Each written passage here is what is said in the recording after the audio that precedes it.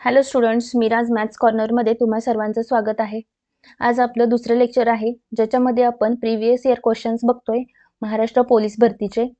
तर प्रश्न काय आहे बघा. क्रिकेटच्या पहिल्या डावात एका संघाने 252 धावा जमवल्या.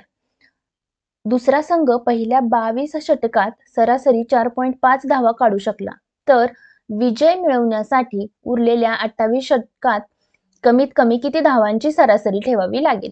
आता बघा 22 षटकांमध्ये 4.5 सरासरी आहे, म्हणजेच काय करेल 22 गुणिले 4.5 केल्यानंतर 22 षटकात मिळालेली त्याच्या त्यांनी काढलेल्या धावा भेटतील. ठीक आहे, म्हणजेच 99 धावा काढल्या, पण त्यांना गरज किती आहे 252 ची. काढल्या किती आहेत 99, म्हणजेच इथं 9 1 10 5 15 आणि इथे 153 धावांची काय आहे गरज आहे. आणि किती षटक राहिलेले आहेत तर 28 राहिलेले आहेत, म्हणजेच 153 साठी 28 षटकांमध्ये किती काढाव्या लागतील.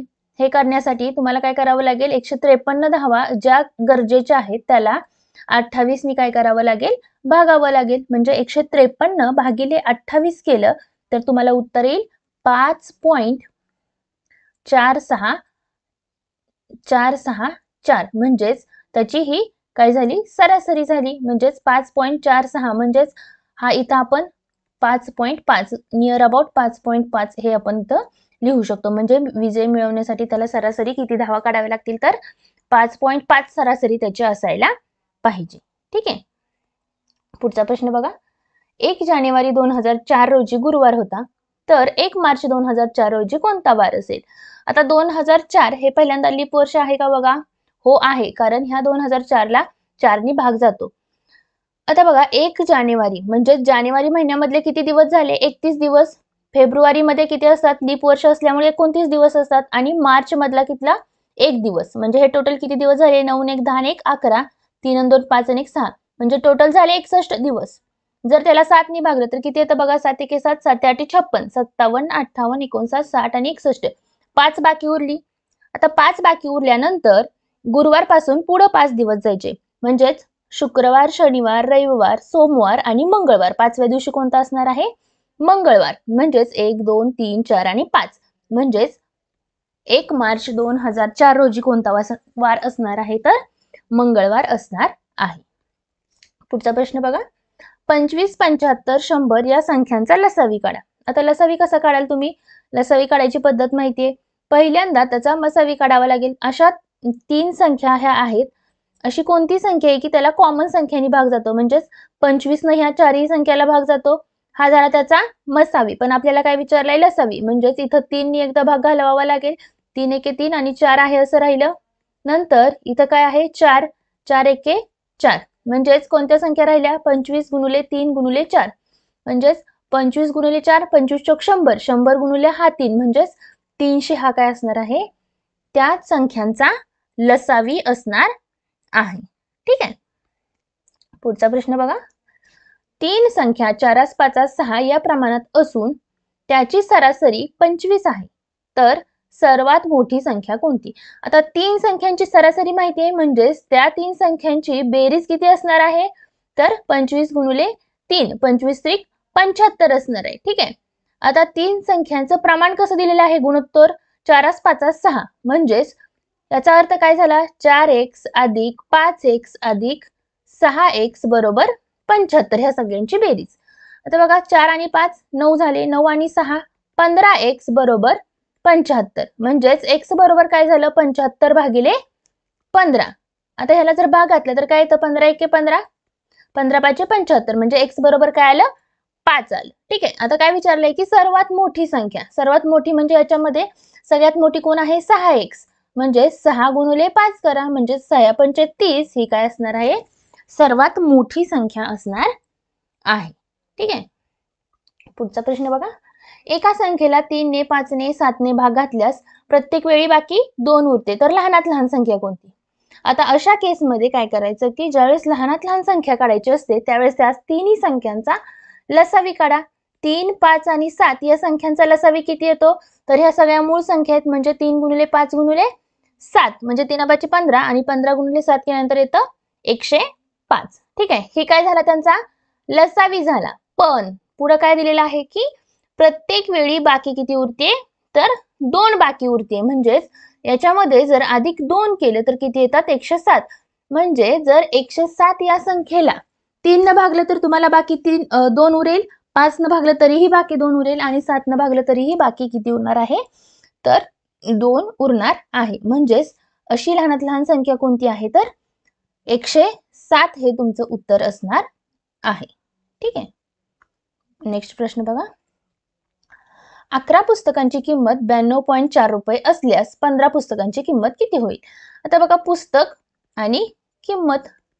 11 पुस्तकांची किंमत किती आहे 92.4 तर 15 पुस्तकांची किती x आहे. याचा तिरकस गुणाकार करा. 92.4 गुणिले 15 भागिले 11.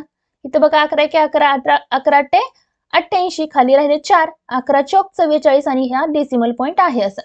म्हणजेच इथं काय आलेलं आहे बघा 8.4 गुणिले 15 15 चौक 60 आणि 15 8 120 आहे. म्हणजेच 126. इथे एक डेसिमल पॉइंट म्हणजे इथं आला एक डेसिमल पॉइंट. म्हणजेच तुमचं उत्तर काय झालं 126 रुपये ही काय होईल 15 पुस्तकांची किंमत होणार आहे. ठीक आहे. म्हणजेच 11 पुस्तकांची किंमत जर 92.4 रुपये असेल तर 15 पुस्तकांची किंमत किती आहे 126 रुपये आहे. नेक्स्ट बघा. दुधाचा भाव 15 रुपये लिटर असताना रोज 400 मिलीलिटर दूध घेतले तर संपूर्ण जून महिन्यामध्ये दूध बिल किती होईल असं तुम्हाला इथं विचारलेलं आहे. आता जून महिना किती दिवसांचा आहे तर 30 दिवसांचा आहे. एका दिवसाला 400 मिलीलिटर अशा प्रमाणे 30 दिवसांसाठीचे किती झाले 4 त्रिक 12 आणि वरचे 3 0 हे काय झाले मिलीलिटर. आता लिटर मध्ये कन्वर्जन करायचं असेल तर त्याला कितीने भागावं लागेल तर 1000 ने भागावं लागेल. हे काय झाले लिटर झाले कारण आपल्याला दुधाचा भाव हा लिटर मध्ये दिलेला आहे. म्हणजे ह्या 3 शून्याला जर हे 3 शून्य गेले तर 12 लिटर हे काय झालेलं दूध झालेलं आहे जून महिन्यामध्ये. आता तुम्हाला काय करावं लागेल त्याची किंमत काढावी लागेल.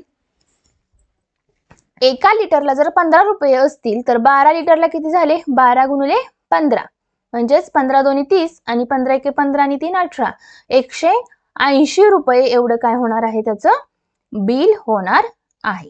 ठीक आहे.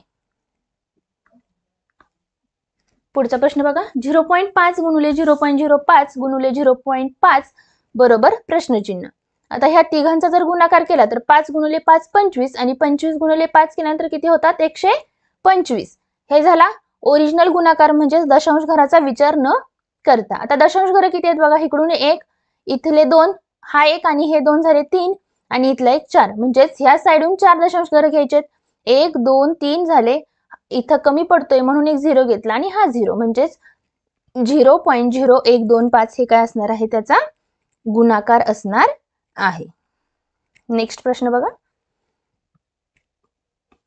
एका गटात 100 विद्यार्थी आहेत त्यापैकी 66 विद्यार्थ्यांना क्रिकेट आवडतं. ठीक आहे 66 विद्यार्थ्यांना काय आवडतं क्रिकेट. क्रिकेट आवडणारे किती आहेत 66 विद्यार्थी आहेत. कबड्डी आवडणारे किती आहेत बघा 52 आहेत आणि दोन्ही आवडणारे किती आहेत 20 आहेत. ठीक आहे आणि टोटल विद्यार्थी संख्या आहे 100. आता बघा ज्या वेळेस क्रिकेट कबड्डी आणि दोन्ही ह्या सगळ्यांची संख्या दिलेली असेल त्यावेळेस क्रिकेट किंवा कबड्डी किंवा हे दोन्ही असे डबल न मोजता टोटल किती विद्यार्थ्यांना खेळ आवडतो हे काढायचं असेल तर तुम्हाला काय करावं लागेल क्रिकेट आवडणारे अधिक कबड्डी आवडणारे वजा करावं लागेल की हे 20 विद्यार्थी दोन्ही मध्ये पण मोजले गेलेले आहेत. ठीक आहे म्हणजे 66 अधिक 52 करा 6 2 8 6 5 11 आणि ह्याच्यामधून 20 वजा करा म्हणजेच राहिले किती 98. ठीक आहे 98 विद्यार्थी असे आहेत की ज्यांना खेळ खेळायला आवडतो.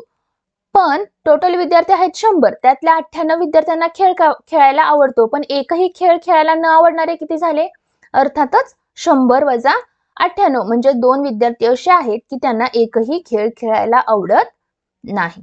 ठीक आहे. नेक्स्ट प्रश्न बघा लीप वर्षात एकूण किती दिवस असतात अर्थातच 366. तर हे सगळे प्रश्न लास्ट इयर क्वेश्चन पेपर मध्ये आलेले आहेत. जर व्हिडिओ आवडला असेल तर व्हिडिओला लाईक करा आणि चॅनलला सबस्क्राईब करा जेणेकरून तुम्हाला पुढचे व्हिडिओज पाहता येतील. धन्यवाद.